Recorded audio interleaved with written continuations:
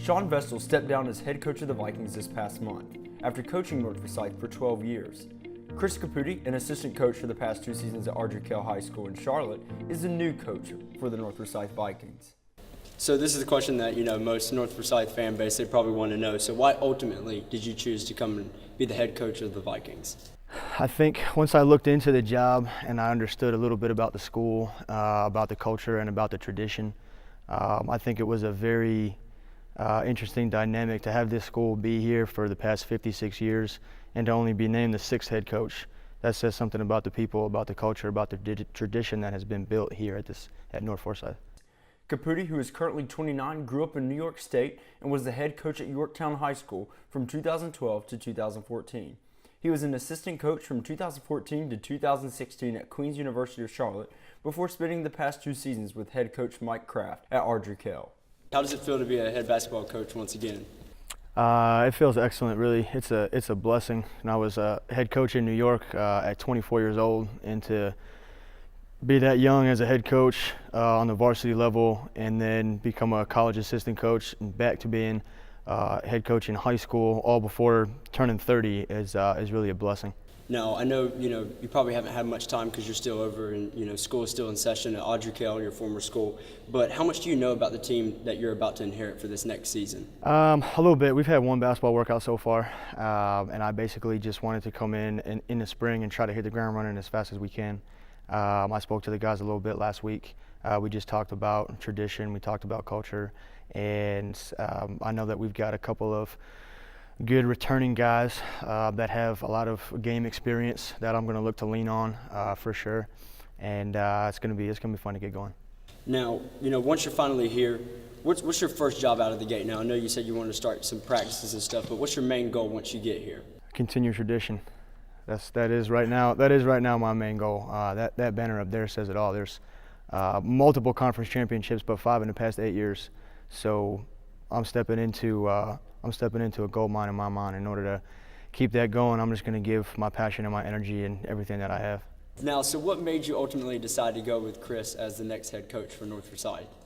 And I said when we hired him, I just think I see a lot of myself in him at his age. He's going to bring a lot of passion. He's going to tirelessly work at making this program continue going the way it's been going for the last 56 years. It came with great recommendations. Coach Kraft, who he coached with at Ardrey, him and I have been friends for years. Coach Lundy at Queen's University. Bart and I played basketball together at Pembroke when I was a freshman and he was a sophomore. So Bart and I have known each other for years. So we've had some common friends, and I trust what Coach Kraft and what Coach Lundy say. They're first-class people, and just my dealings with Chris throughout the process was absolutely unbelievable, and we're just lucky to have him.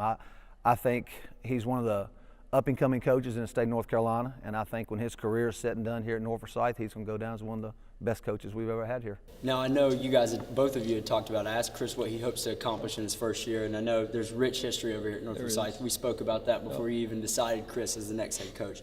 But if you don't mind sharing, have you given Coach any advice about the legacy of the Vikings going forward and in relation to building your relationship with him as well and talking about? We've talked about the history. I'm not so sure we've tapped into it as much as we need to.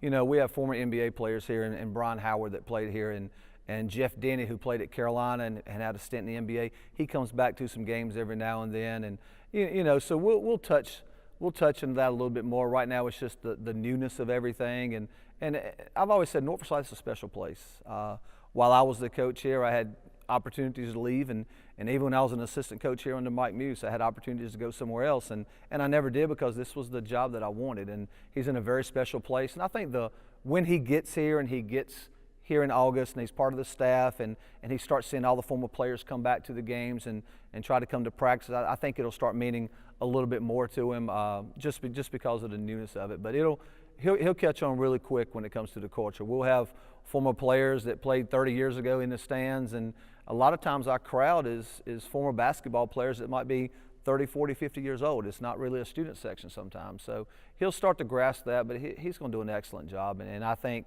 everybody's going to be happy with who we selected once they get to know him.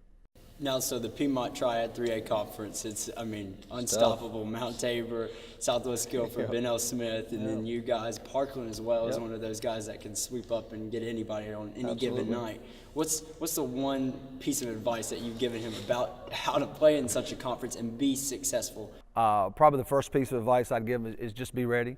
A lot of conferences you go into, you can pick that one or two game out where you think you're going to win, you feel pretty good about a win.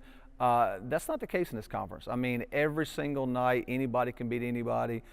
Starting late December, we have 2 conference games before the Frank Spencer, and after that, it's all conference, and it's just no rest. I mean, you go from playing Mount Tabor one night, and you got Smith 2 nights later. Then after Smith, you think you might have a break, and well, by the way, here comes Southwest Guilford. So it's tough.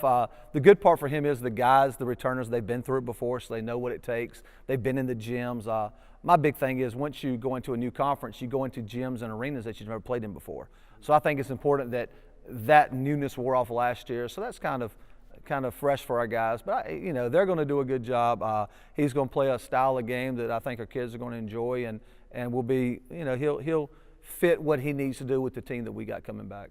Now, I know you said this is a gold mine that you're coming to. Now, Coach Vestals had to work hard for the conference that he's in now, and it's one of the best in the Triad and sort of the North Carolina region as well, one of the best. Mm-hmm. Now, what do you hope to accomplish in your first year, and how do you feel about the conference itself? I'm slowly doing my homework on the conference. I'm trying to get tapes. I'm trying to watch as much as I can from last year and just try to get tendencies down.